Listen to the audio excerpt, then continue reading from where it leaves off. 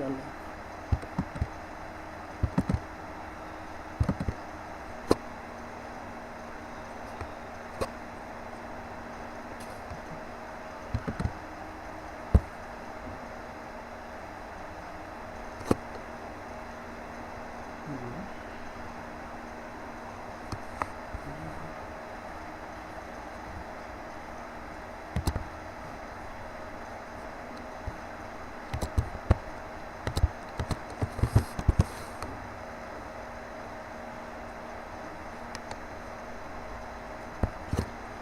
There is a delay. Yeah, okay. Sharma sir, we are live.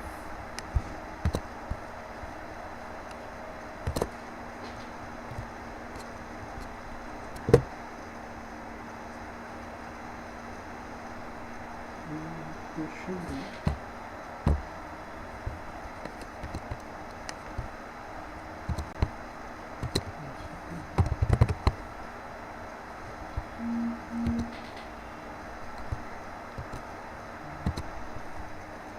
It is showing live over here.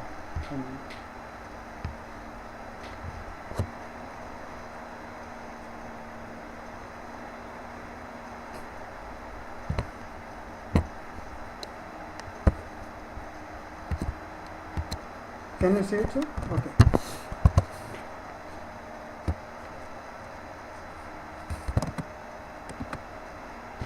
Yeah, okay. Yes, okay. Okay, then we are live.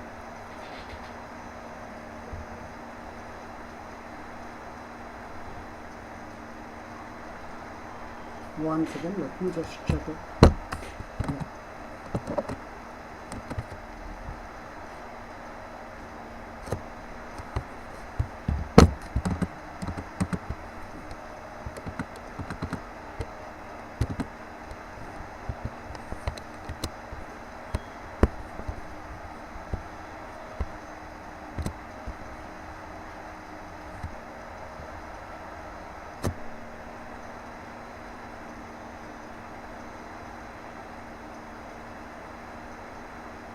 Yeah, yes, we are live, sir.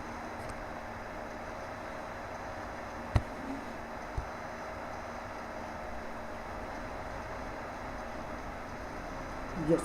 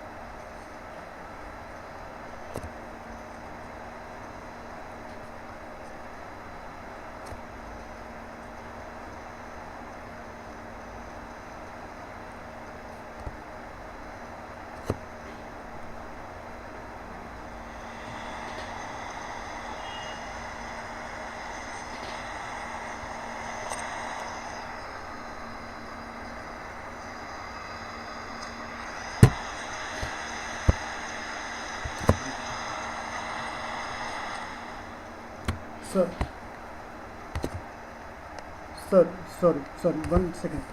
The audio, yeah, audio is not coming. 1 second.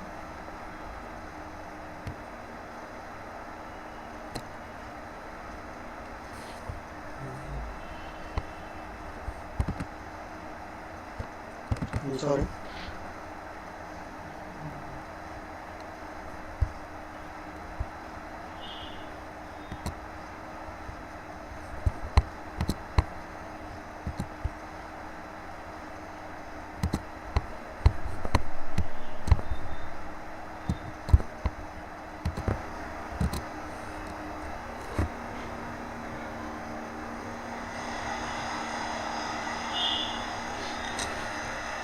Hello.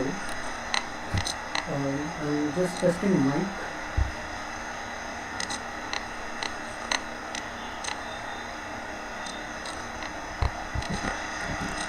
Yes.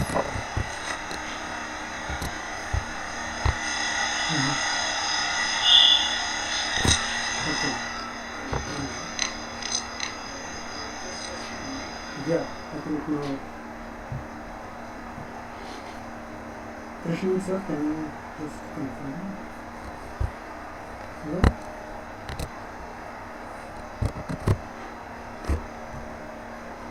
Well, I will ask. Uh,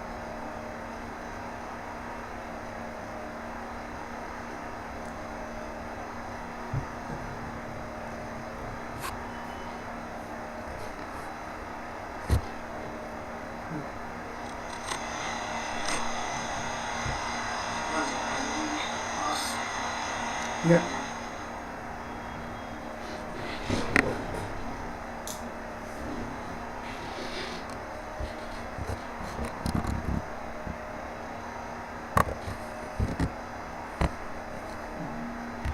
yeah,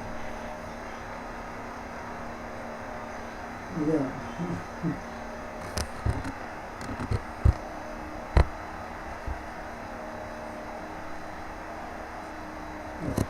It is still not audible, it seems. Okay.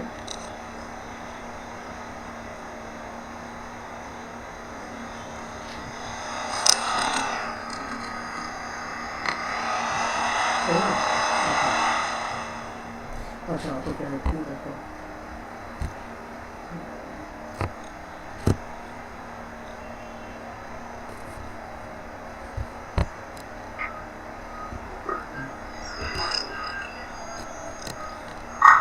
Let's try now. Should we check out this on YouTube? No, I'm also checking YouTube. Yep. I can hear, yeah, but it's feeble, very feeble. Right. Now is it working? Let us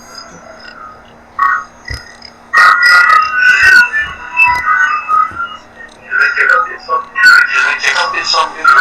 I'm also checking. No, I'm also checking YouTube. Yep. I can hear, it's feeble, very feeble.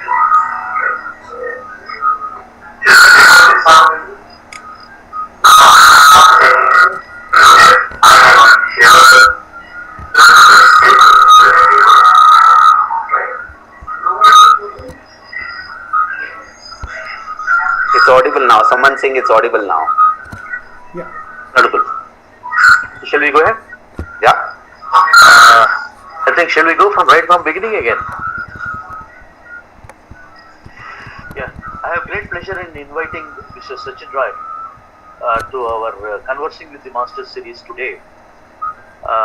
He is a very highly accomplished professional wildlife photographer from India, and he has been photographing wildlife and its habitats and its threatened habitats for more than 2 decades.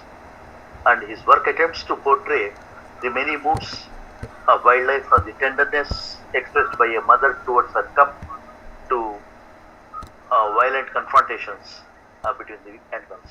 And his photographs have been featured in many national and international media, including NatGeo and other places. And he has mentored many people, aspiring photographers, and he has led hundreds of wildlife safaris tours within and outside India, including Borneo, Tanzania, Brazil, Ethiopia, Madagascar, Russia, Costa Rica, and most frequently Kenya and Tanzania. And I have great pleasure in inviting Mr. Sachin Rai to this event. And I now hand it over without any further waste of time to Mr. Sachin Rai, and please enlighten us about your wildlife experiences, and more so about the tigers of India, the present situation, and where do we stand in all respects. Sure. Thank you so much, Mr. Sharma. Yeah. Hello all. I am assuming you all can see me, and I'm assuming you can hear me. If you can kindly now just put it on the comment box there if you can hear my audio clearly, because earlier there was a lot of echo, and we will know before we proceed and spend an hour talking. If you all can hear me, please kindly, just because I'm checking your comments, if I know that you all can hear me clearly, then I shall go ahead yapping about what I want to talk about. So kindly anyone, Mr. Jagan is saying it's audible now. Thank you so much. But is there anyone else who can say yes? Okay, perfect. I got one more S from Isam Kumar. Thank you so much. So I'm assuming we are good to go. The rest of us will all put us on mute, so that even I will put my phone on mute, so that there is no disturbance there. Thank you all for joining me. I shall share a presentation now. I'm not very sure what all to talk about tigers. It's one of my favorite topics. What I intend to talk about is generally about tigers. Most of us know these animals very well. It's our national animal. Most of us have probably seen it in blood and flesh. What I intend to talk about is generally what this animal is all about. Where does it live? What does it do? How difficult it is for this animal to sustain in this country? What are the problem areas? All of this, but largely behavioral aspect with certain pictures. I don't have any content in this presentation at all. Only pictures. I'll talk for about an hour or 15 minutes. And in the meanwhile, if you have questions, please post it on the comment box, and in the end, we'll see if we can reply to all of you all independently and individually. Yeah. So thank you all again for giving me the opportunity to come here and talk about one of my favorite topics, which is tigers. Right. So let's talk about where are these animals found. As you know, these animals are found throughout the country. The habitats vary dramatically because our country is full of different habitats.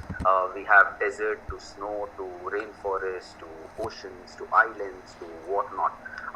It's an absolutely intense and biodiversity rich country that we all live in, and we should be very proud of that fact.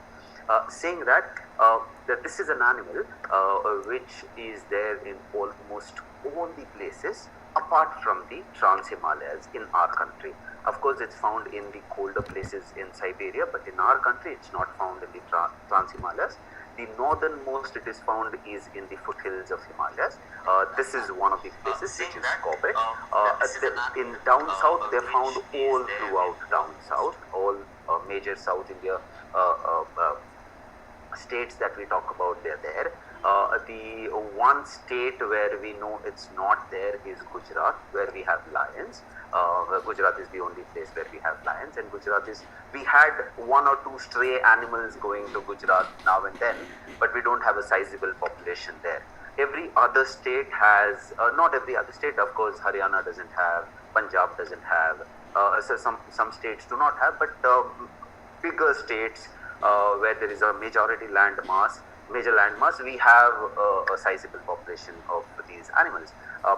Now, the habitats vary drastically from a place like this, where in the foothills of Himalayas we have the riverine areas and forests, hills and stuff like that, and these animals sustain themselves very, very well in places like these. To cold places like the grasslands of Cobbett and Dudhwa, Terai landscapes. Dudhwa is in UP. It borders the belt of Nepal. So that is called the Terai landscape, and that is also where we have tigers. They go all the way to Assam, the foothills of the northeast. Kaziranga, this is one of the fabulous places to go see this animal. But again, it's not very easy to see this animal. I've been there almost 24 times. I've seen the animal only once or twice in Kaziranga, but it's an iconic animal there, considering that there are elephants and rhinos and whatnot. So the habitat varies where this animal is found. All they need is land, water, and prey. That is all they need for them to populate, and protection, of course. If humans are someone who don't go and poach these animals, and if they have land for themselves, they can breed prolifically. Very honestly, these are animals. If you let them be and if you protect them, they can breed very easily. And we know of cases in our country where the population has recovered in the last 15 odd years. For instance, a couple of places where we had problems 10-15 years ago. One was Panna Tiger Reserve, one was Sariska Tiger Reserve. Panna was in Madhya Pradesh, Sariska is in Rajasthan, and these two parks lost all the tigers in the year 2004-5, all the tigers that they had. There was some relocation happening in both these states. Rajasthan government decided to transfer some tigers from Ranthambore to Sariska, and in Madhya Pradesh decided to transfer some tigers from Kanha, Bandhavgarh, Pench to um, Panna.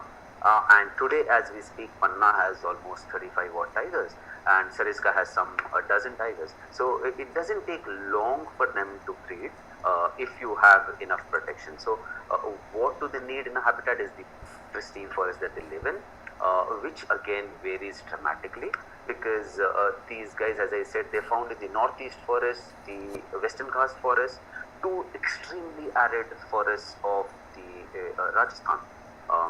The Sariska and Ranthambore are the westernmost record of a wild tiger. Easternmost can go all the way to Siberia, but westernmost it is Ranthambore and Sariska, more or less in the same line. Sariska slightly more west to Ranthambore, but it can be really, really arid. If you go and see this place, you should see it in summers to realize how incredible it is that these animals survive in a place like that. It can be really hot. The forest is predominantly of a tree species called honk, which has very tiny neem-like leaves, which means in the summer season they shed all the leaves, and it's barren. It's barren. So they have very, very few areas where there will be cool places like water bodies and stuff like that. But the fact is that these guys survive there, and Ranthambore, as we speak, has some 55 tigers in the wild. Which is a good number for a small park like Ranthambore. Again, thanks to our government in the 70s, largely Indira Gandhi, who decided, okay, let us protect some areas across the country and brand them as tiger reserves, so that we can have no more human habitation inside apart from what is already there, so that people don't try and exploit these places than what it has been already exploited. So we safeguarded certain places. While we say that, there is a lot of population of tigers that disperse from these places and travel outside and live outside the parks also, which is why they say that it's not necessary that all the wild animals are inside the PAs, protected areas. There are lots of animals outside protected areas. And as I was discussing this earlier with Mr. Krishnan and Mr. Sharma, that back then people had a lot more tolerance towards animals, and today, unfortunately, we don't have tolerance towards these dispersing animals, and that is where they get into an issue with us, which we very infamously call it a conflict, which is kind of unfair, because it's only us who have the conflict with the animal and they don't. But saying that, the habitat per se varies dramatically in our country, and each of these places are extremely beautiful to go and notice about what these animals are up to. Now, about tigers, what are these animals? These animals are one of the largest cats in the world. The Siberian tiger is known to be the largest cat in the world. Asiatic tiger is as big as African lion is in terms of weight, and they are equally large. It's an absolutely fascinating animal. Male tigers are slightly bigger than female tigers. They'll have a little more beard, while the females will not have beard. Certain things that you will know how do you identify a male and a female apart from looking at the genitals is the fact that the male will have a little beard. They'll have thicker neck. And females will be slightly shorter. But if you see only one female, you might still think it's massive. It's only when you compare it with a male standing next by is when you realize, oh man, there is a sizable difference, and a male can be really, really big. Now, apart from that, it's slightly difficult to say the sex apart, because they look the same. They have different patterns. Each one of them have a unique pattern. No two tigers have the same pattern. In terms of age, they live around 13 to 14 in the wild. There are tigers that are known to live in the wild as much as 19 also. The classical case of Machli being one of the tigers from Ranthambore who died at the age of 19. But in the wild, it's slightly difficult. Around 13, 14 is maximum what their age limit is. A male tiger will have a little more difficult life than a female, because they have to constantly fight it out and stuff like that. Of course, a female will also have a lot of issues managing their territory, but these are all individual animals. They are all solitary animals. They are not pride animals. They are not social animals. They meet up only when they want to mate. Otherwise, they meet up, they share food. That also because the female doesn't have a choice but to share the food with the male in the territory. But apart from that, they like to be alone almost all the time. Now, one of the things that you can make out when you look at a tiger is usually the age. The female will have, a male and female both will have pink nose, but as in when they grow in age, you will see black spots coming onto the nose. If you see, this girl is a very young girl, is a sub-adult who is not even adult, and she will have pink nose, whereas animal like this will have black spots coming onto the nose. Of course, this guy has a solid scar on his nose because of the fight that he had with another tiger, but not all tigers have a nose like this. Their nose is intact, but even when it is intact, you will see black spots on their nose, so you know that it is an animal which is coming of age. And as they keep growing in age, you will see a lot more freckles on the nose. So that is one of the ways people identify the age of a tiger. Now, you can't be precise, but you can get more or less know that, oh, this is a slightly older tiger than than a younger one who will have pink nose. What do they need? As I said, all they need is a nice territory for themselves, which has a lot of water and a lot of food. Now, when I say lot of water and a lot of food, water brings food, because water would mean prey species will hang around in those areas, and that is when you will want to go and kill these animals. Tigers are predominantly stalkers, which means they stalk and then they pounce on the animal. So they're not chasers like cheetahs are. These guys will try and go as close as possible to prey where the prey hasn't seen them, and then they pounce. So it's the last jump or the last chase that they do, which is usually about 100 meters or 30 to 100 meters, or could be little more. After that, if they cannot catch the prey, they give up, because the prey is slightly faster than the predator. But they are stalkers, and they prefer hanging around near water bodies because that is what they like to do. So a female can have as much as 10 to 15 square kilometer area as a territory, and a male can have as much as a 25 to 30 square kilometer area as a territory, which means a male can have more than one individual female in his territory. It can be as many as 3 or 4 if he is lucky. There are some places in our country like Ranthambore where a lot of male tigers have only one female in their territory, because the population, the sex ratio is slightly skewed in a place like Ranthambore, where the number of male tigers are a lot more than every other park. So usually the number is 1:3, which means one male for 3 females or 2 females. But Ranthambore is a place where it's almost 1:1. So for every male tiger, there's a female tiger there. So it becomes slightly difficult for male tigers to have a bigger territory or have more females in their territory. Of course, there are some individuals who will have 2 tigers, but there are other places in our country where one male can have as much as 3 females in his territory. So as I said, a male's territory is much larger than a female's territory. So in one male's territory, there can be 1, 2 or 3 females' territory within. So each of the females' territory will need to have certain prime areas where they can go and hunt. And that itself is 10 to 15 square kilometer, which is substantial, which is why we are facing difficulty in our country saying how much can our tiger population increase, because the areas that we protected are not that great. 2, the problem that we have is some parks are doing very well where the population is increasing. Some parks are not doing great in terms of protection of the animal, and we are losing animals, and there is the number dipping.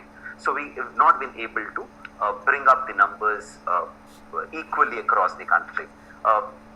The other problem that happens is in all of these places where the number is increasing, there will be spillovers, because the number has already reached the threshold of the park. Let's say hypothetically, we have a place which is only 100 square kilometers, and if we say that on an average, if bad average, but on average, let's say if an animal, a tiger will need 20 square kilometers, there can be only 5 tigers in that area because you have only 100 square kilometer area, right? 20 into 5 tigers is all that you can have in that area. That way, that is how they calculate the carrying capacity of that park, saying in this park you can at best have 40 to 45 tigers or 50 to 55 tigers. You can't have 100 tigers there. It's impossible because a tiger will need that much area. So what we do not have is that out of all the 40 tiger reserves that we have in our country, we don't have all of them living up to the carrying capacity. We have probably only 10% of those or 20% of those parks where the carrying capacity is to the full. So these are major well-known tiger parks in our country where we know that Ranthambore being one, where we know that we cannot accommodate more tigers in Ranthambore because we are already to the brim. And that is why Rajasthan government is picking up certain tigers and putting them in different tiger reserves in the country, within the state, so that they can have a fair chance for other places to move to. That is one of the things that is happening in our country. So as I said, what is it that these animals need is water. They genuinely like spending a lot of time in water. Now this and jaguar, these are the only two cats which like water as much. The other places, the other tigers as such, they are not, they're like even our domestic cats, they're very shy of water. They are not very comfortable with water. But tigers and jaguars are two big cats which really like water, spending time in water, getting into the water, dipping themselves and all of that. So it's pretty fascinating that any place that we go to, we will realize that that is what a tiger habitat would be. I am not sure if you can see the animal here. The tiger is right here into the water, dipped himself. So throughout the presentation, guys, on the left, bottom left, I've written what equipment I've used. So just in case, because it's a photography group, I don't want to be talking only about ecology, which I am not a master of, very honestly. All the stuff that I'm telling you is only something that I've read and learned from people who are better than me when it comes to ecology or behavior of animals, which is what I'm sharing with you all. So while it's a photography talk, I'm not very sure if you want me to tell you technically how did I make a shot and all, because I'm assuming that these are talks that you always attend. So I want to talk about just this animal and where they live, showing you pictures of that so that it becomes slightly interesting. Yeah. So, as I said, tigers tend to spend a lot of time in the water, particularly in the summers, because it's very hot in the places that they live. India is a kind of a tropical country where it is the summers can be as much as 40-45 degrees, and tigers tend to cool themselves off in the water in the summers. So they like to dip themselves inside the water. A lot of times they get in like this, where they go straight in the water and dip, and there are a lot of times when they just park themselves hindways, which means they when they come to the water, they turn around and they go backwards into the water. They dip the hind leg and keep the forelimb and the head out of the water, so that if anything happens, they can quickly run out. If there is a prey coming, they can go for it. If there is a larger predator coming or a threat coming, they can run off. So they always want to see where they are, as opposed to going head down into the water and chilling with their backs exposed where anything can happen. So they always turn around, go back into the water and sit out looking outside in case they have to jump off. But it's very fascinating, because that's why I said in the summers, usually if you want to see a tiger in the wild, summer is a better time to go. If you just want to see a tiger, because you will know that most of these water bodies are places where the tiger will like to hang out. Whereas winters, it is absolutely mesmerizing to see the tiger, because it's very cold, the forest is green, the tigers have an extra layer of fur on themselves to protect themselves from the cold, so they look much more orangish against the green background. So photographically, I like winter. But because I'm also a tour leader, and because I also teach photography, and because I want subjects to show up, what's the point of me doing a tiger photography tour where you can't see a tiger? So summer is where we know that we will see tigers, and that is when you can make pictures of these animals. So yeah, that is what this animal is about.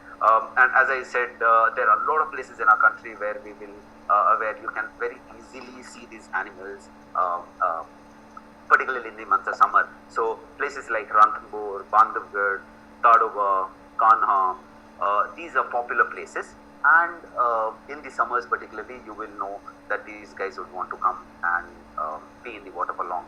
Like this is a very famous individual from Ranthambore called T24, also called Ustad, and a very gorgeous looking tiger. And we found him one morning sitting in a small pool of water, and they just like to chill in places like this. So like uh, like any other animal, when they get wet, they tend to shrug off water from themselves, and then they proceed with their walks and go about their business. This is again, as I said, Ranthambore, one riverine area where we saw this animal sitting. Unfortunately, this animal was taken away from this place a couple of months after this because we had ended up killing humans multiple times, and it was kind of a threat to the department staff, because these are the staff who have to walk to ensure that the tiger population is in place and stuff like that. So it becomes slightly tricky for the department guys to ensure the safety of the guards who are most of the time patrolling on foot. And if you have an animal which is comfortable with humans walking around and attacking and killing them, it becomes slightly tricky for the patrolling staff to work in places like that. So unfortunately, the forest department or the government did not have much of a choice but to take away this individual and put him in the zoo. But these are problems that these are not something that often happen in Indian parks. There are some instances where animal becomes used to humans and ends up killing them, and those are the times when we have to go through these issues. But otherwise, these are not a recurring issue in our country where people have branded animals as man-eaters and stuff like that. It's not true. Very rarely does a tiger tend to kill humans, and more rarer that it will actually consume the meat after they kill it. So most of the time they do not look at us as prey. They might attack us because out of sheer instinct, but they don't try to hunt us to kill us and consume us. So that is why in spite of the spillovers in so many parks, very rarely will you hear instances of tigers attacking and killing human beings. Very rarely. A lot of places, these guys move out from the park, go through villages, keep on walking for kilometers and kilometers, and end up some other place. So they try their level best to dodge human beings, to dodge any kind of conflict that they can encounter, and ensure that they're safe and go to a place where they can actually have a territory of their own, which is what they do. The other thing that tigers do is they do climb trees. A lot of times we believe that, oh, these big cats don't climb trees. Of course, an adult male tiger may not, but this is an adult female. When I shot this girl is called Noor from Ranthambore, and she very easily climbed this flame of the forest tree, also called the Lutea monosperma. This tree, very rarely will they go up a very straight tree because they're heavy animals, unlike leopards who are far more agile and slightly lighter. These guys find it difficult to carry their weight up. But if it's a little bit of a slant tree, they enjoy climbing these trees very comfortably. Now, this is not a very common behavior, but they do climb trees, particularly females, if they want to scan around and stuff like that. But males find it slightly difficult, as I said, adult males. But you will see a lot of cubs, sub-adults doing this. Lot of sub-adults. They want to explore, they want to try out their climbing skills, and they do try to climb small trees or tall trees very frequently. So when I talked about a territory, how do they define a territory? Because they don't talk, right? But they have to tell the other tigers that this is my area, and that is where they use something called scent marking. Scent marking is where they urinate on a certain bush or a tree or a rock or any such feature where the other tiger could be walking past and could be smelling that area, so that they know that this is where my place is. And it's quite cool, because then they realize that this is how do you define my area, because they'll have to keep on walking throughout to ensure that this is my territory, which means they'll have to keep on walking, spray marking, walking, spray marking, walking, spray marking, walking, spray marking. Now, I often tell this to people that if we talked about 10 to 20 square kilometers as a territory, it doesn't mean it will go and spray on all the trees. There are lakhs of trees out there, right? So they have a certain path, which in Hindi is called pagdandi, which in English is called an animal path, which most animals take. So tigers prefer walking on these paths as opposed to randomly walking anywhere. One of the reasons why they prefer walking on the path is because multiple animals have walked on the path. The path is flattened, which means there are not many twigs and dry leaves and stuff like that, because it's been constantly used. Which means when a predator walks, it is not giving away the approach to prey.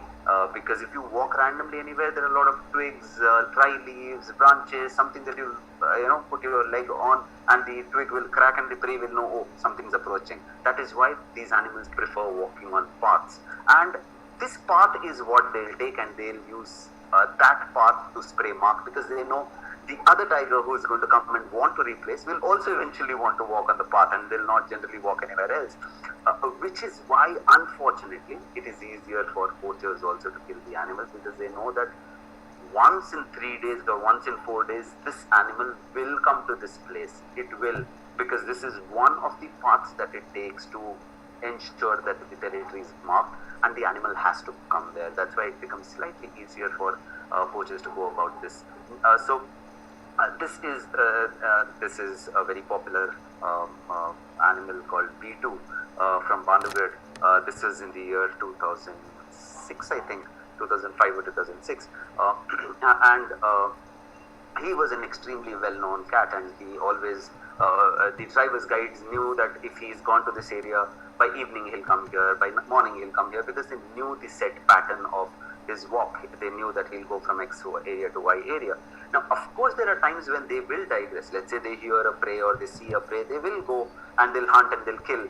But most of the time, when they're patrolling, they will eventually come down to the path and they'll keep walking that path. And it's a lot of walking. Why are they always fit? Is because they're constantly walking.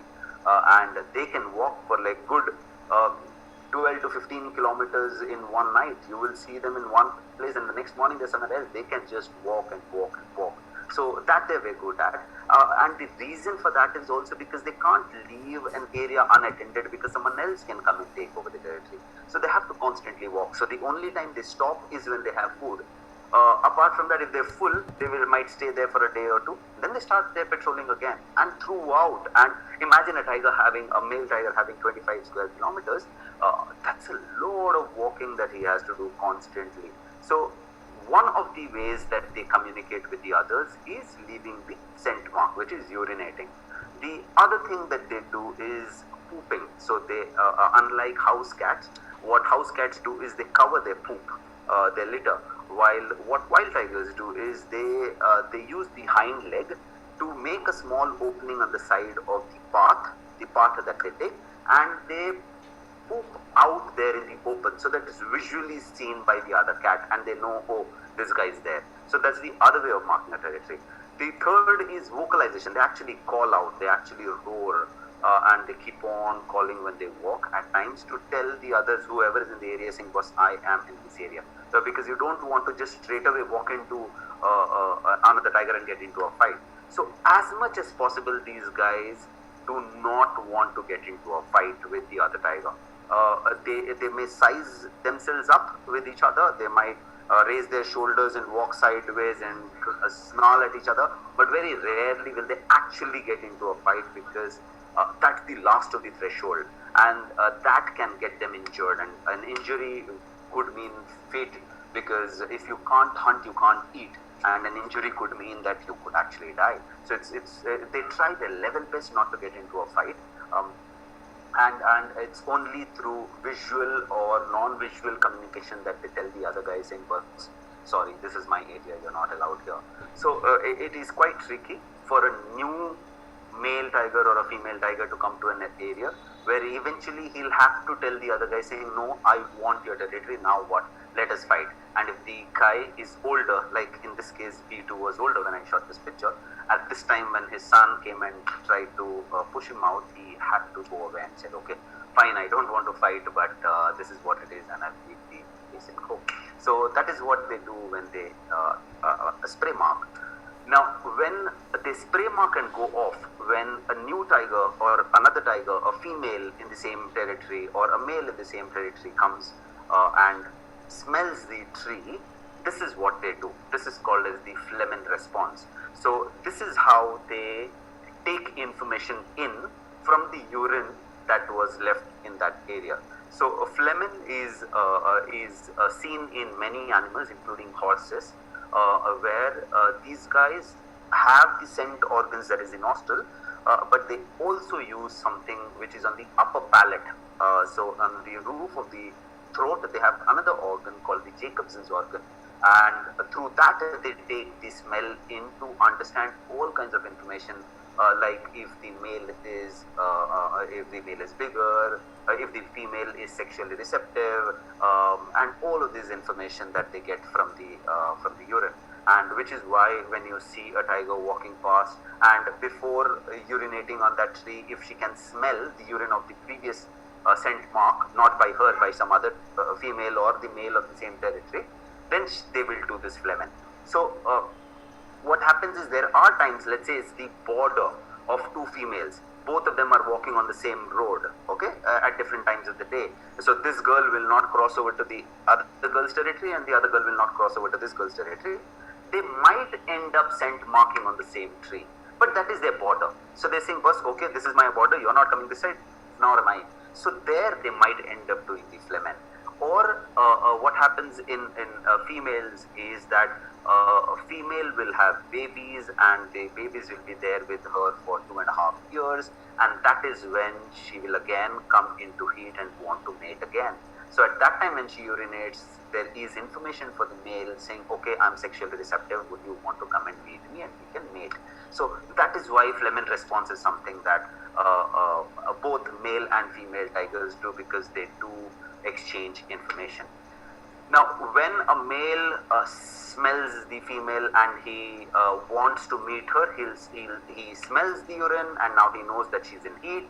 Now he'll start calling out, saying, boss, I'm here, where are you? I want to meet you, let's make more babies. And that is when the female will also be receptive and she'll call out and they'll both meet, and there is a fair amount of courtship that they do. Now, courtship depends if the female is in heat and if she wants to mate at all. Because if she has small cup, she'll not. So she'll not want to mate at all. So, but if she has raised her litter and the litters are in the verge of dispersal, she would want to mate with this animal. So when she does this, she will call out to the animal again in response, and they'll mate, they'll hang out for some time, and then the mating process will start. Now, the mating process can be slightly not as overwhelming or not as easy as it is, because they can go on for 3 to 4 days. They can mate every half an hour and drop as much as 30 times a day, and they can go on for 3 to 4 days. So every mating process becomes slightly more I don't know what the word is, but the females don't really enjoy the process because the male will mount and pin her down, grab the nape, which is slightly uncomfortable for the females because that is a point where it's very vulnerable for them, and every time they would want to walk away, the male would not want to till he ensures that he's impregnated her.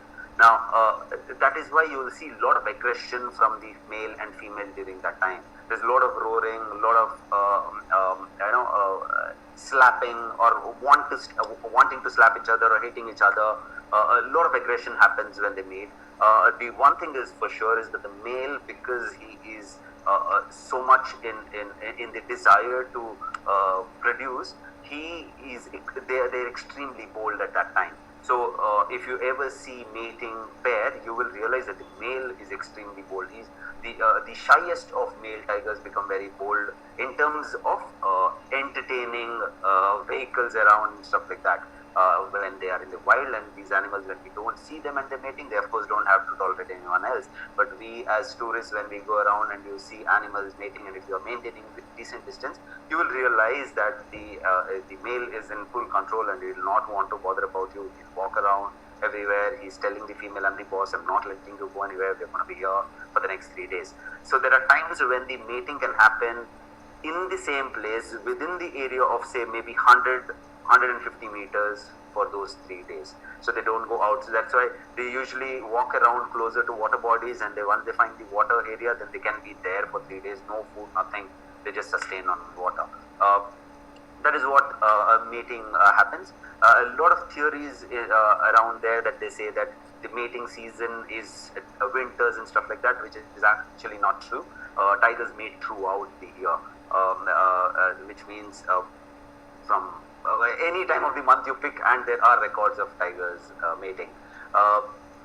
They have babies after 4 months of being pregnant, approximately 4 months, 105 to 120 days, and they usually have a litter of anywhere from 2 cubs to as much as 5 cubs, and that is why the tigers, the female tigers, will want to go and find herself a secluded area to give birth to her babies. And the first 15 to 20 days or a month, obviously they'll not even want to move out of the den. She might move them by carrying them somewhere else, but they will not go out first.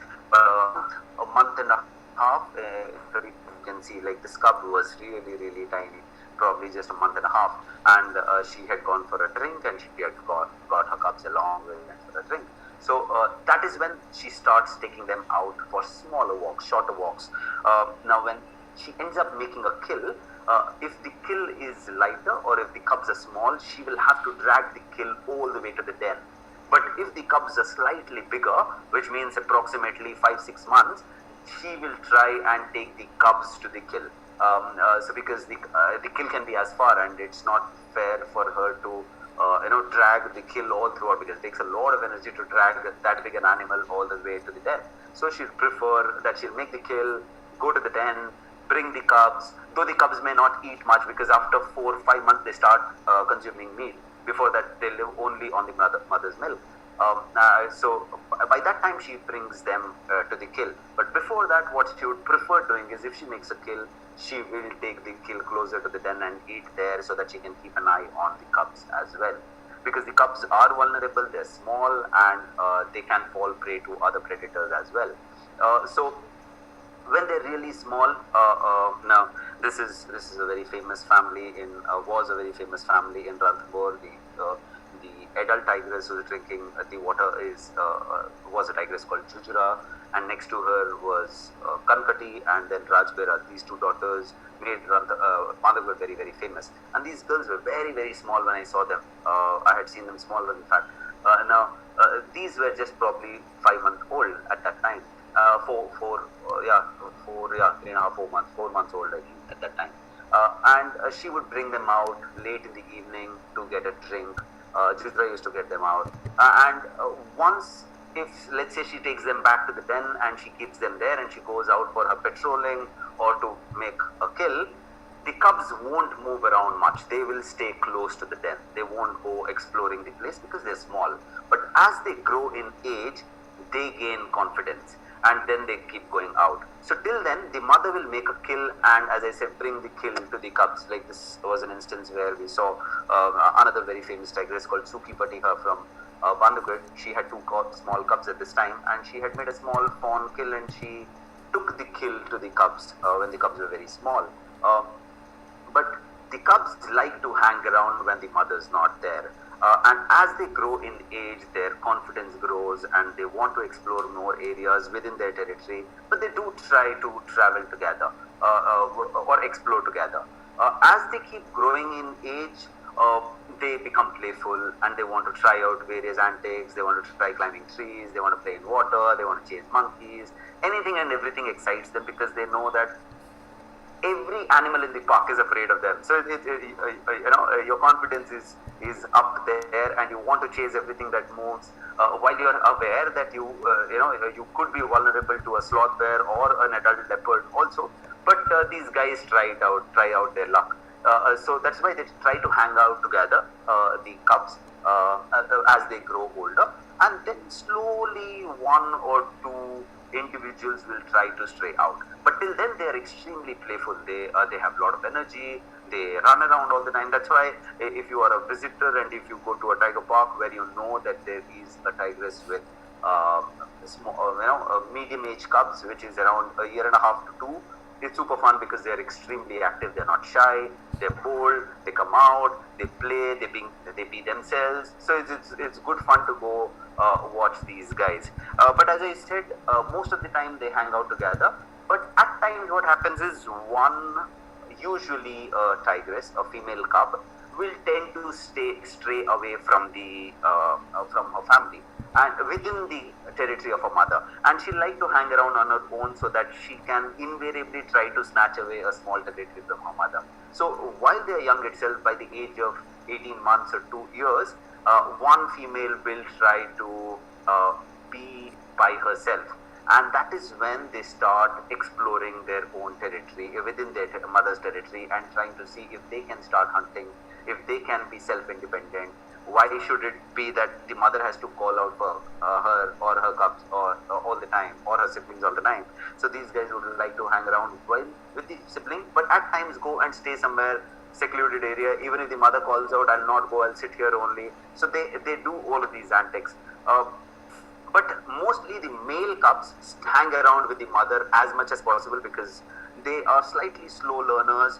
They are heavier animals. They're slightly clumsy. They don't hunt as great as females do. So they rely on the mother to get food most of the time.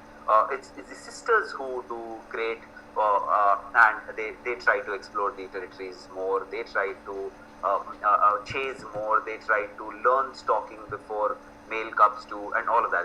It's very fascinating to see how they would chase anything and everything. Like this girl was chasing a spotted dove.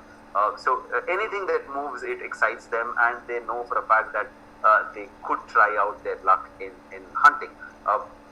Like this young male was hunting in the middle of the road, stalking in the middle of the road. It says that it is the lack of maturity, that he's out in the open, the prey will see it, but he was still trying his luck because that is how they learn, and then they realize that is how it is. This was a sub-adult female who made a kill in front of us, and I don't know if it was her first kill or not, but it looked like she was very, very proud about the fact that she had made the kill, and the mother was not even close to this area. She had gone out for patrolling, but the other two siblings of this one wanted a share of the meat, but she didn't. And that is when you realize that there can be issues between siblings, because all these years they've been sharing food, but it's only when you start hunting you do not want to share your food because it's a hard-earned meat, and that is when you'll realize problems between siblings happen. And as they grow in age, because they are genetically solitary animals, they cannot tolerate anyone else around it, including their own siblings, when it comes to food. So these are two siblings who are fighting it out. You can realize that the temper gets flared very easily. Their tolerance is much lesser. Earlier, they used to, just 6 months before this, these girls used to play a lot. Now, at this age, they wouldn't want to. So you realize that while the mother would come and spend some time with them, still make kills, still go out and eat together and drink together, when the mother is not there, you will realize that there is friction happening between siblings, and they cannot really, their tolerance for each other reduces dramatically. While one female, as I said, will try to stay away from the siblings and hang out and say, boss, I don't want to get into the mess. I will start eating hunting my own food and eating. If I can't manage, my mother is anyways going to make something, kill something and call us. So it is quite fascinating to see that how their play fight soon starts becoming serious. Like in this instance where the one on the right is a male cub, on one on the left is a female cub, and the male was actually bullying the sister quite a few times.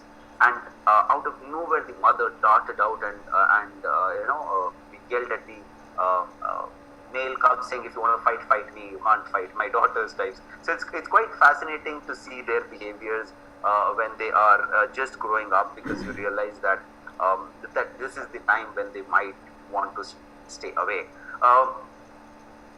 Male tigers and female tigers both stand and claw mark on trees. But young individuals, you will realize that they can jump slightly higher and claw higher on the tree.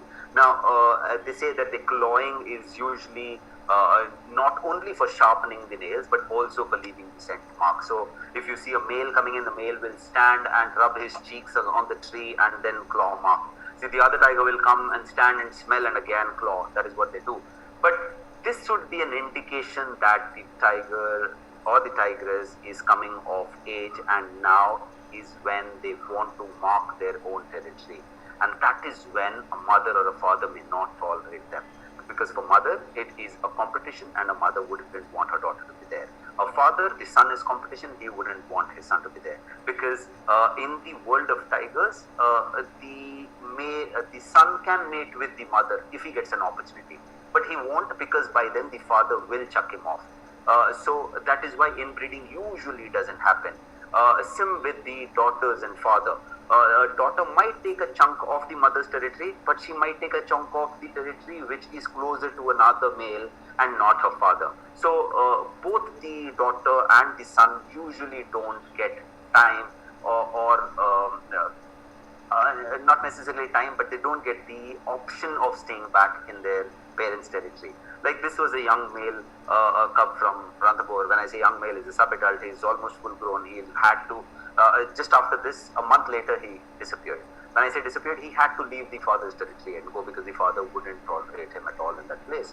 So, in this frame, if you see, they look like all full-grown adult tigers. The second one from the left is the mother. The other are cubs. Okay, so the extreme left is a male cub, and the extreme right, two are daughters, while the second from the left is the mother. So they all look the same after a certain point, and you'll realize, my God, now is the time for them to disperse off, and which is what happened in this case also. Right next to the mother, the third from the left and the second from the right, is the girl who took over the territory, this territory from her mother. How would you realize that they are now moving around is when they start doing phlegm, because now they know, oh, scent marking can happen, smelling of scent marking and such, is when the mother gets threatened and says, boss, not happening. Like this is one instance when I saw a fight between a mother and her daughter, and her daughter was absolutely massive, but her mother couldn't tolerate, and she had to tell her, saying, boss, no, you have to get out of my territory. This happened one morning in Bandhavgarh. This girl who's standing is 40, and the one in the water is her daughter. And the daughter went slightly to a place where the mother used to hang around in the summer, and the mother was absolutely not happy with it. So she came charging at the daughter, and the daughter, being submissive, if you realize, the ears are flattened. The one who's in the water, the ears are completely flat on the head, which means she's submissive. And she went into the water and said, okay, I'm sorry, I shouldn't have come here, I'll go off. All the mother did was raised her head high, raised her shoulder, and walked around this tigress and said, okay, let us fight, because I don't think you're going to listen to me. You need to get out. The daughter got so scared that she dunked completely into the water. In this picture, the other tiger is inside the water. If I zoom in, you'll see the whiskers sticking out of the water. It's incredible. I've never seen a tiger do that. So they're so scared of their parent that they have to eventually leave the place, because they wouldn't want to fight it out with the parent. And that is what happened. Eventually, the daughter had to leave this area also and go. So this was Rajbera, who took over the territory from her mother. So all what the female, the tigress's young cubs do is they wait for their mother to get pregnant again, and then they take off a small chunk of land from her mother and saying, listen, I am going to take this place. Are you willing to fight now? You have small cubs, or you're pregnant. You can't really have a fight. So why would you want a chance? And that is when they usually try to take advantage of that and try to take off a small territory from their mothers. And then they grow from all three sides, where they take chunks of land from the other tigresses who are adjoining areas also, which is what this girl did. And she did a phenomenal job of acquiring land from her mother's territory back then. This was one young individual we saw in Corbett. So for a female, as I said, she takes off a small chunk of land. For males, it becomes very difficult because they have to leave the land and go. And they're called transient males. Transient male is a male who's been chucked off by the father. He can't go to any area and establish himself there, because there is some other male tiger there. So for some time, they have to constantly dodge stationary or territorial tigers and ensure that he keeps on dodging and walking till he puts on weight so that he can come back and challenge other tigers. Like this guy, I had seen him when he was 4 months old till this shot was taken. This is again almost 16 years ago, and he was 3.5 years when I saw this guy again. And this was when he was 3.5 years ago. If you see on the right side of his cheek, there is a porcupine quill sticking out. So he was very ambitious. He would catch anything and everything that moved. But unfortunately, that year he ended up killing a human being, and he was put in jail. But the point is, these transient males who, by looking at the face, you'll realize the beard is not there, because the beard will come after 4.5, 5 years, and that is when they have put on a lot of weight and they realize how it is. So this transient male again, he was called Maman male because he belonged to a territory called Maman Banfred. He eventually moved out from a mother's territory, from a father's territory, and made himself, established himself in almost 20 kilometers from where he was born. And now he still rules as we speak. This guy still rules in that territory that he went and established himself in. But if you see the nose, it's very clear that it's pink nose. Is a young boy. Even in the earlier photo, if you see, it's a young boy, right? Young boy. So you will realize that these are younger animals that they go about. Another young boy called Akash, T64 from Rantapur. He is just, I think in this, he was around 4.5 years old. That's why you can see the beard and all coming slowly. So he again established himself in this area for a long time. Krishna's son, T19 son. So that is what subadults do. Subadults are tigers who have just come of age. They are around 2.5 years old, and they have to move out from the territory, but they don't really know where to go. But they eventually manage to do that. So this was one iconic tiger called Pamera from Bandhavgarh. Very, very cool tiger. I will tell you the story of that guy in the next 5 minutes and we'll call it off. After that, I will take more Q&A. Yeah? So historically, a lot of places, these tiger tourism places have done given us a lot more insights into tigers. How do we know all of this that I told you? Because we've been seeing these animals for long, we've been understanding these animals for long, and that is how you garner this information. So Bandhavgarh has been one of my favorite places. I've been going there for the last 18 years now. I go there 3 times a year, and I had made a family chart, a tree almost 12, 13, 14 years ago, and since then I've been maintaining this family chart, and it's very fascinating because you know what is the lineage, who's the father, who's the aunt, where did this guy go, where did he establish himself, did they establish themselves in the tourism area, because tourism area is only 20% of the tiger reserve. The rest 80% you don't have access to. So it's a possibility that a transient male or a cub that you've been seeing come of age and he disappears. You will never see him again. But there are times when you will follow him and you will know, oh, he's gone off to an X area and he shooed off an X guy from there, and now he's actually mating with the tigress Y, whose parents are so and so, and who are actually cousins and stuff like that. So it's more of a soap opera when you follow these stories. It's very fascinating because all of these guys have their own character. Each tiger has his own character. It's very cool to know how different these animals are and how amazing these guys are. So I'll tell you a small story of one of my favorite tigers in Bandhavgarh. So this guy was an extremely famous fellow called P2.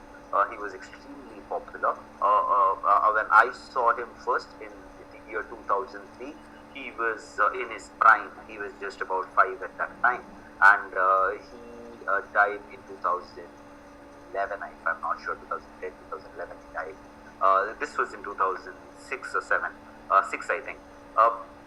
Now, P2 was an extremely bold tiger. He would not worry about safari vehicles or anything else. He would walk down his path, his road. He would continuously track his movement. He will ensure that he'll go from X area to other area. This was a guy who also told us that fathers do take care of the cubs at times, because he would babysit them at times. So the mother would leave the cubs with the father at times.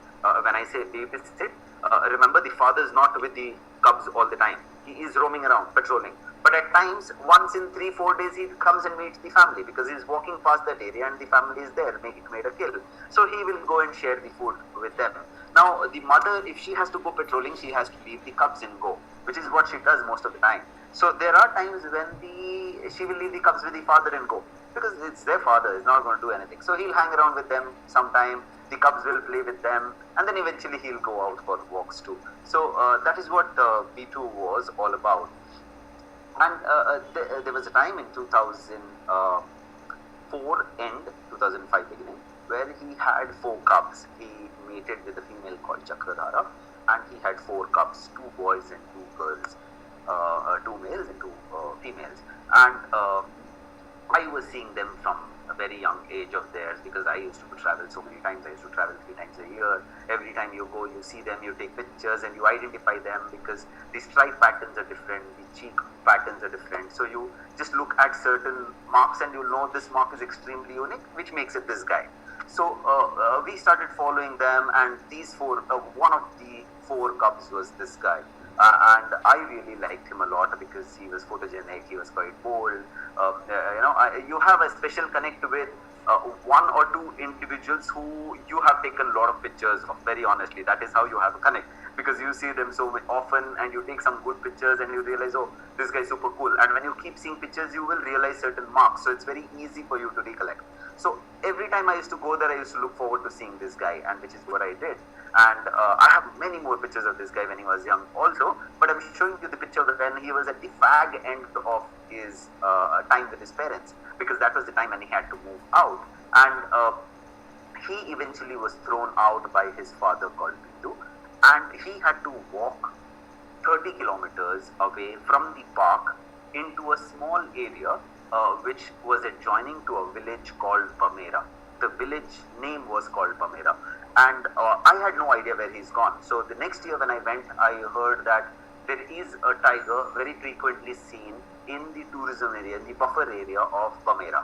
So, and I had no idea who it was. So I told my driver, or my driver there is called Salim, and we've been working together for 17, 18 years. And I told Salim, man, might as well just go and try and see who this guy is. For all you know, it could be one of the cubs that we've been seeing in other areas. So I had no idea at all that it could be this guy.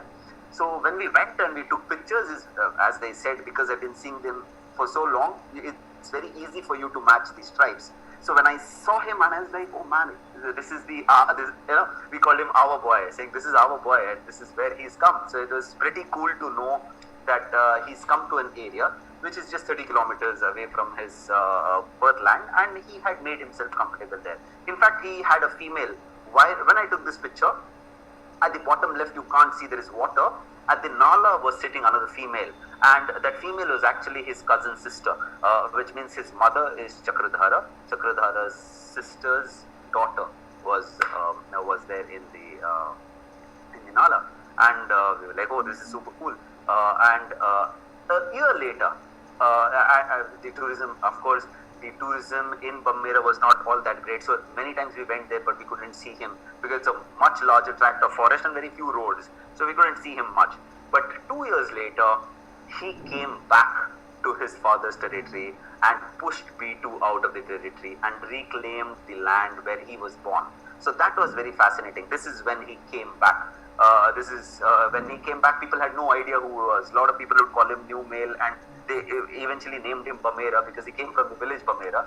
But they had no idea this is the boy who was born and brought up in that area and is come back again. So usually this doesn't happen. It happened because his father was old and he had the courage to come back and challenge his father. But usually it doesn't happen. So, but it is very fascinating to see that this guy has come back and he actually lived his life there. So I followed Pamera when he was 6 months old to when he was 10 and a half years. This was when he was 10 and a half years old.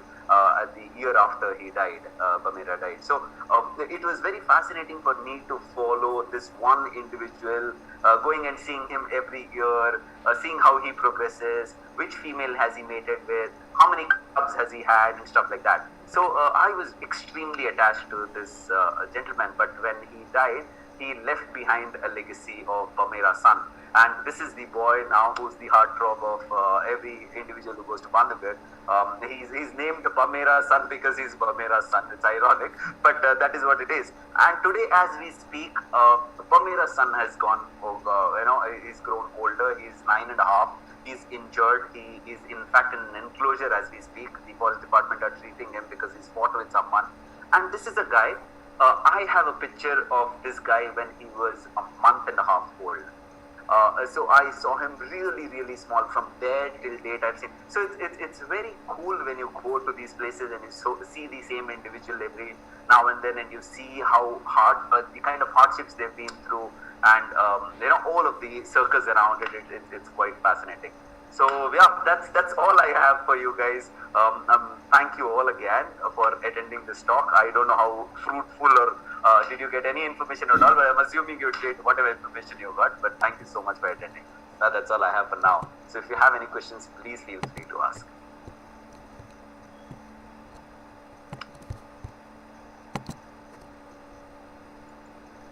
Yes, sir, that was an amazing talk. So much Thank you so much. information about how tigers live and their Right. whole process.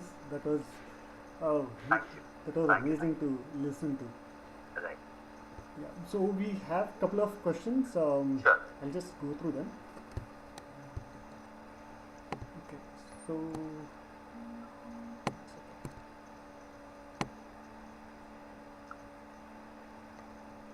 Okay, so the first question is what in future for the tigers in India due to man and animal conflict, urbanization, mining policies of the governments?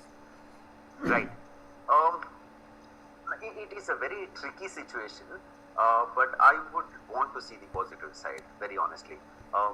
We have a lot of protected areas, thankfully, which any development or mining activities cannot take land off at the moment, because we have very clearly demarcated that this is the area where you can't do anything.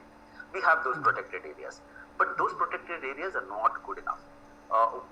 What people like us are talking about is the mining activities hampering the things are places which should ideally be protected more. These are places which haven't been given the norm of a tiger reserve, but these are national parks or sanctuaries and stuff like that, which government wants to utilize because these our economy needs development needs land is that the forest that we have. So it's very unfortunate that we need electricity, we need fresh water, we need fast roads, but we also need to protect the forests. So it's a very fine balance, but unfortunately I would not shy away from admitting that our government is absolutely not interested in wanting to protect the forest lands. We are only obsessed about development, and that may not really work for us. Development is good. I of course would want a development for all of us, but not at the cost of the natural resources that we have. So it's kind of tricky. That is why people like us have to be aware of what the problems are, so that we can talk about the right things and not really worry about talking about one individual tiger who's been put in zoo because he killed 4 human beings. That conflict will happen. Can we look at a larger scale? Can we say, oh, we have only 4,000 tigers, can we bring it to 6,000 tomorrow? How do we bring it to 6,000 tomorrow? I give you an example that each park, if we go to the carrying capacity, we'll come to 6,000. Fair enough. Is 6,000 good for us? No, it is not. So what can I do? Let's say, when I say what can I do, what can the country do? I'll give an example. So we have Bandhavgarh, Panna, Kanha. These 3 parks very close to each other. When I say close to each other, it's just probably 200 kilometers from each other. Okay, 250 kilometers, which is nothing for a tiger. A tiger can walk 350 kilometers to settle.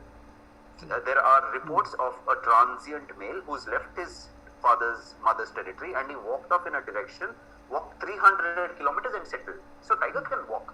But what we've done is we've protected this Bandhavgarh, we protected this Panna, we protected this Kanha, but the in-between is gone. So we made small pockets here and there. So what we need to do is we need to ensure that there is enough corridor for these animals to walk around these places, so that there is more the genes that are coming in. Otherwise, we are talking about a small population and gene dilution will happen someday. So if we want fresh gene to flow throughout, which is what used to happen 200 years ago, which is what still happens in certain parts of South India, because the forests are still contiguous. We still have connecting forests. But a majority of the country, central India, North India, we don't have. Arunachal, Northeast and all, of course we have connected land, but we don't have enough tiger population. So the majority tiger population is central India and South India. So we need to think slightly larger than smaller problems and say, how do we ensure that these numbers can grow in the next 30 years? How do we ensure that we don't demand such developmental topics that is going to hamper our forest lands? Why is it that building a hydro project in a certain forest area bad? Can we read up more about this? Because all of us being aware of it will give us a slightly larger picture. Yeah. Thank you. Yeah, just adding a further question to that. When we talk about, increasing the number of tigers, Right. we should also be talking about increasing the number of other animals that they can prey or they usually prey. Right? Absolutely. So, Absolutely, yes. what do you think is the ideal number of, tigers and other animals that should coexist? Right. So, which is why we call the tiger the flagship species. What is a flagship species? Very honestly, if a park doesn't have a tiger, when we say, oh, it will be a domino effect and then the prey population will increase and the forest will go for a toss, not really, because the leopard will take over. Some other predator will take over. Unless you're taking the predator of leopard also away. You're taking the wolves also away. You're taking the wild dogs also away. You're taking the jackals also away. Yes, then there will be a problem. But if there is any kind of predator, the system will sustain. But tiger being a flagship species, it's a charismatic animal, we like it, it's a national animal, we want to see it. If you protect the forest in the name of tiger, everything under the umbrella will get protected. So it's not that a prey species is declining from one area. If the predator is there, the prey species will be there. That is why a predator is sustaining in that area. Otherwise, you wouldn't have been there at all. Why is it that tigers are not there in Punjab and Haryana? Because there are no prey species. If you don't have prey species, the predator will not be there. And a predator will need a lot more prey species for him to sustain himself. Right? Which is why the places where we have tigers, the prey species is there. But we don't have enough land, firstly, to have so many predators. Two, even if we have land, our protection system is not that great that we are protecting the existing animals. Animals are falling prey to poaching even today as we speak. So if we can say, no tigers are disappearing from my area, which means they are going to breed in my area and the number is going to increase because I have that much land, then we are okay. Then we are still okay. Where we are not today is we still don't, as I earlier said, a majority of the tiger reserves in our country do not have tigers to the carrying capacity of that place, which it is capable of if there is enough protection given to the animal. So, in terms of protecting and spreading awareness, Right. how effective has NGOs and government been so far? It is unfair for me to say that government has done nothing. But what the government were doing in the past to what it is doing now, there is a steep decline. As I said, I am not politically inclined to anyone. I'm not promoting BJP nor Congress. But the fact is that there was a lady called Indira Gandhi who in the 70s said, no, this is an animal I like and our natural heritage is important. We need to protect it. Simple. Today's, if you see this year's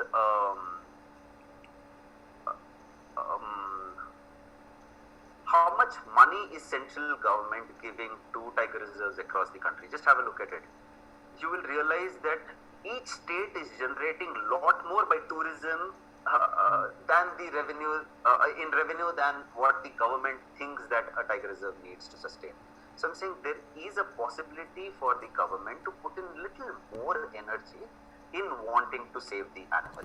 But yes, there are a lot of NGOs who are doing phenomenal job in ensuring that they at least talk about the problems, and in ensuring that they are becoming a thorn in the feet of the government, saying, "Boss, no, this won't happen.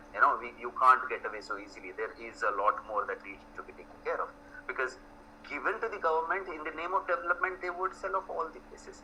It's the NGOs who are fighting tooth, nail, and battle, saying, "Boss, not happening. We need to protect these lands, and we can go to any extent."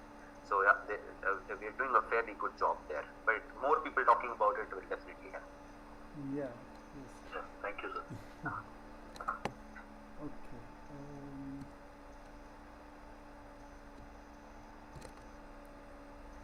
Okay. So, can you tell more about the legendary female Machli?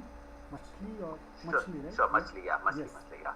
So Machli was a tigress in Ranthambore who, two tigers ever. So basically, there was an award given to these two tigers. When I say award given to the states, saying, "Boss, you guys have, this girl has generated lot of money in terms of tourism," which is what Machli did, and which is what P2 did. Machli in Ranthambore and P2 in Bandhavgarh were the two most photographed individuals in the world at that time. Of course, this was a time when there were not as many photographers as there are today. But back then they were awarded that. So Machli was a tigress who had multiple litters. She was the first one where the documentation of she killing a crocodile was ever taken. So we didn't know that tigers can feed on crocodiles, but it was the time when there was the drought and there was a shortage of water, so the crocodiles couldn't go anywhere. Machli figured this is a lovely time to go hunt crocodiles, and she started hunting crocodiles. So she was very, very famous. She lived in the prime area. When I say prime in terms of tourism. For a tiger, a prime could be absolutely different than what we think it is. So it's a beautiful scenic area in Ranthambore where there are 3 lakes, there is a port. So it's a scenic place, and she ruled that area. So she was extremely, people were very, very fond of that individual for a long time. And she died a natural death, but the forest department did ensure that she lived a little longer by feeding her and stuff like that. So yeah, so she was an iconic tiger for sure. Yeah. I saw in your presentation there was one picture about I think 3 or 4 cubs near one almost dried up lake. Right. Maybe that is how even Machli thought of you. Absolutely yes. Yeah. She lived in a very arid place. Yes. Yes. Okay. Yeah, on YouTube there are a lot of appreciation for the work. Thank you so much. Yeah. Yes, I think that's all questions that I have. Sharma sir or Krishnan sir, if you have any. Krishnan, have you got anything to say? You'll have to unmute yourself, Mr. Krishna.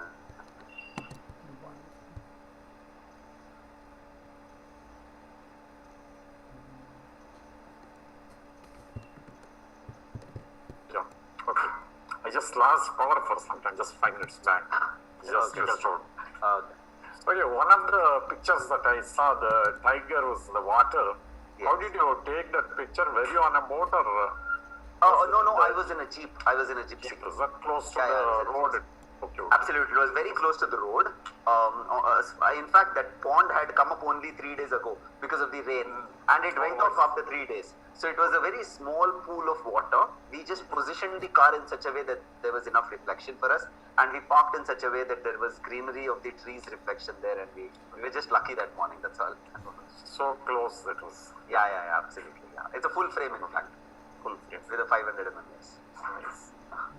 Excellent. We got to learn so many things, so Thank many you so things much, today. Thank you. Enjoyed, mesmerized. Thank you. Totally. My pleasure. And Sachin, we are so fortunate today that though it's a virtual session you had with us for the past 1.5 hours, Right. we felt as if we are living with the tigers in your presence. Right. It was so amazing and so stunning. The images are just phenomenal. I know how you make these images as if they are live before us. Right. Thank So you. we are extremely thankful to you My for your time and your narration. and which really it really goes into our mind and stays forever. Right. Whenever we think of tiger, we think of you, and whenever you think of you, tiger is there. Correct. Thank you so much, sir. Thank you so much. Thank you very much. Thank you very much. Okay. Thank you all. Thank you. Thank you so much. Thank you so much. Thank you, sir. Thank you. See you guys. Sharma Bye. sir. Bye. See you. Bye. Sharma sir, are you there? Hello? Yeah, we'll leave. Thank you. Yes. I'll talk to you later. Yeah. Yeah, Talk sure. to you later. Bye. Sharma Bye. sir, would you like to talk about the workshop that will be starting?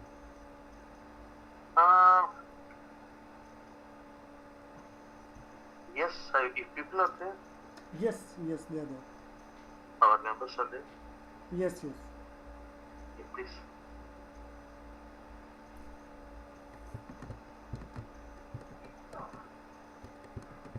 So, dear members, I think we have great pleasure today in having this session of Mr. Sachin Rai, and at the same time, we have another good news for all of the members and non-members too. We approached Mr. Ashok Kadimalla, who is a master in this photography, post-processing, and the photography technology as well. And he has accepted our request to take the workshop on the Lightroom Classic for about, I think, 16 hours. Is it right, Astush? Yes, sir. Yes. Yeah. In about, say, around 6 continuous sessions. I think it will start with Saturday, Sunday, and Tuesday, Thursdays, and again Saturday, Sunday. And he will tell us all about the Lightroom Classic from the Adobe. And if you remember, a few years back he taught us the Lightroom, the same Lightroom. It was not Classic then, but the Lightroom he told us in the Chaitanya school. But it was only once in a month, and we were ill-equipped in terms of equipment like laptop or desktop.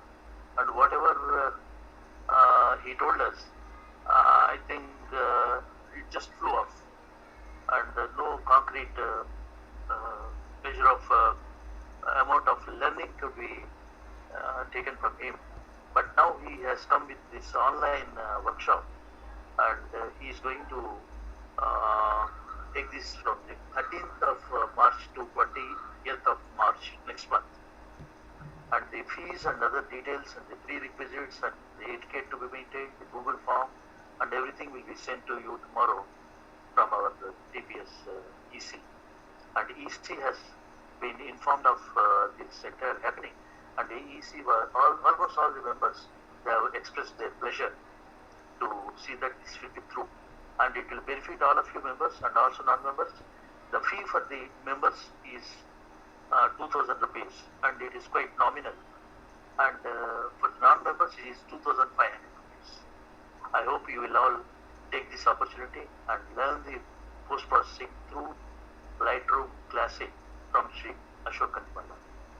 And on behalf of the President and all the EC members, I close this event, and I thank Mr. Astosh Patwardhan, who has taken all the pains to see that this will be true. And also, I am highly thankful to Richa for making so much of nice preparations of these posters. And every month she has been doing this amazing job. And also, I thank Mr. Krishnan to be with us on this Zoom meeting. And so we'll again meet on the second Saturday of March with and bye for now. Thank you so much. Thank you, Ashutosh. Thank you. Bye. Thank you.